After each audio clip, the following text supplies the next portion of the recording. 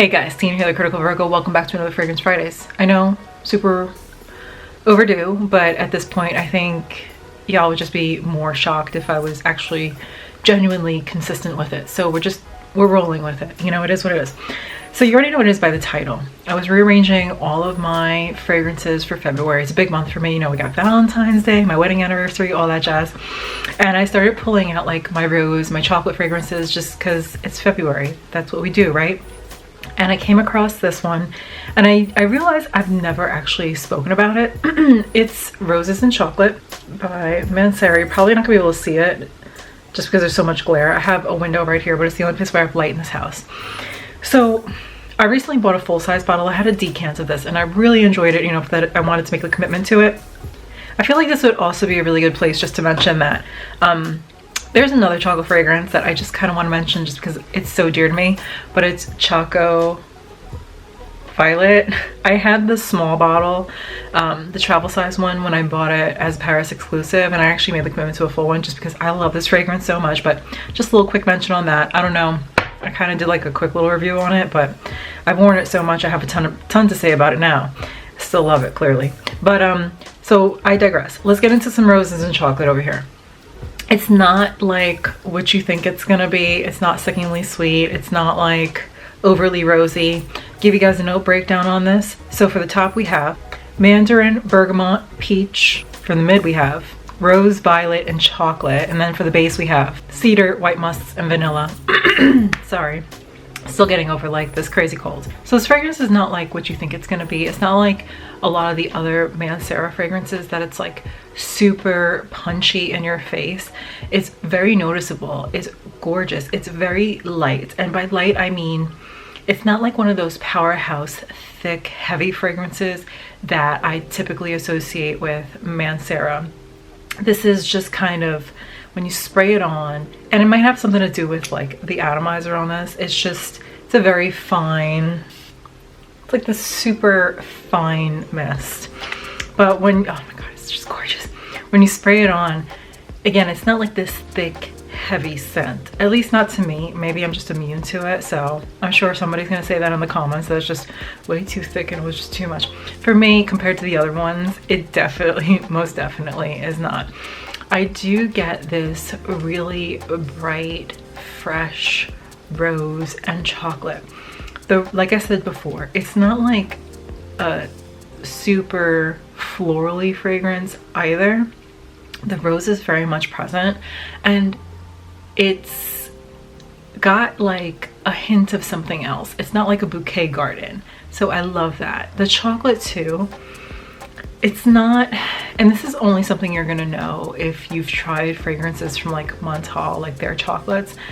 It's not like the chocolate you find in there where it's like this bakery thick sweet chocolate. This one's like more like a refined chocolate, almost kind of like, almost like a darker chocolate, closer to like what I find in some of the Profume Aroma fragrances, or there's just one that I'm really thinking that's coming to mind, the Soriso, versus like what I get from something like Choco Violet. So I'm just gonna bring it up since it's here.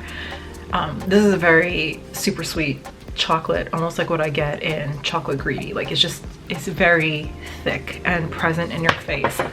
This is just really well blended. Also, like when it dries down, it's not a very transformative fragrance on me. It wears very linear, but I will say that, I mean, clearly, obviously, all that bright open citrus in the beginning just kind of fades away. I'm left with a really subtle fragrance. It's not jumping off my skin. I probably get maybe about 6 inches of projection. I really got to get my nose up to my skin to smell this, and I have been hydrating a lot, so it's definitely not that. It's just the fact that it's not a very bold scent.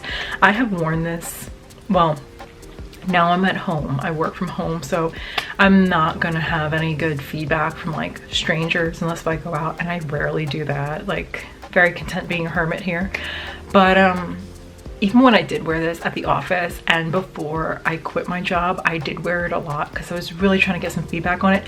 Nobody smelled this on me. And I'm talking like, even when I walk into the office in the morning when it's still really like noticeable, No one's made a comment. And people make comments on my other ones. Like, I get a lot of compliments on I did get a lot of compliments on a few other of my Mancera fragrances. This one just, it went completely unnoticed by everybody, which was kind of disappointing, but it lets me know that like this is something that I could definitely spray a little bit heavier, because you guys know me, I do spray like crazy. And it also lets me know that it's a little bit more of a safe scent, right? In the summer, well, I live in endless summer, Florida, but in the summer, if you were curious on how this is gonna wear, I obviously get a little bit more projection. Longevity on this is, I'll be honest with you, this is not my best performing fragrance as far as longevity goes, and I think that kind of has to do also with like the projection too. This, I really do have to reapply it. This is my only this is my second Mancera fragrance where I have to actually really reapply it.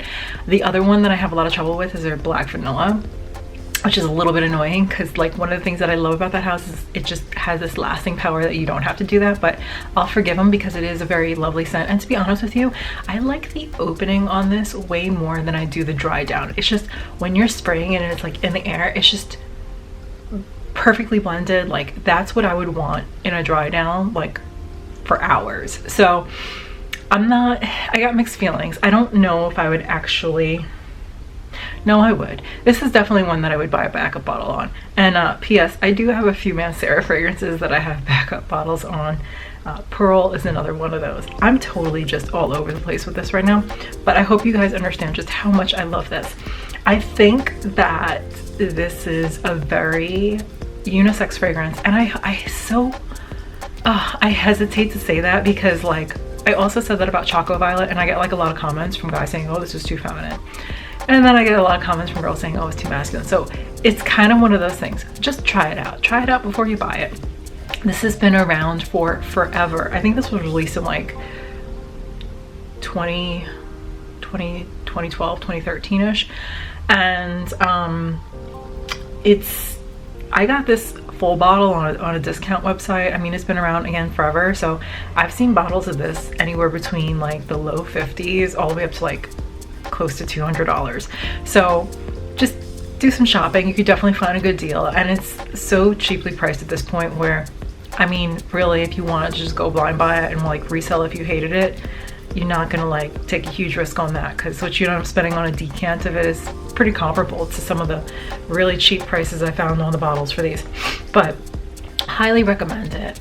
Really gorgeous scent, especially for Valentine's Day. I mean, it just represents everything about Valentine's Day. Let's be real, chocolate and roses, like can't get more Valentine's than that. But if you were looking for something a little bit stronger, another one, Choco Violet, highly recommend. Doesn't have the roses, but has a nice healthy dose of chocolate. So if you're looking for that, get this one. If I had to go for a season on this, honestly, I don't think it really holds up well in the cooler weather, just because it's not a very pungent, punchy, dominant, thick fragrance. Doesn't make me think of like cooler weather. I live in endless summer, so it doesn't really matter to me. But just as a little side note to you, because I know that in the cooler regions, it is quite cold right now. Anyway, I hope you guys enjoyed this. If you have any questions, you know where to put them down below. Till the next Fragrance Friday, whenever that's gonna be. Bye guys.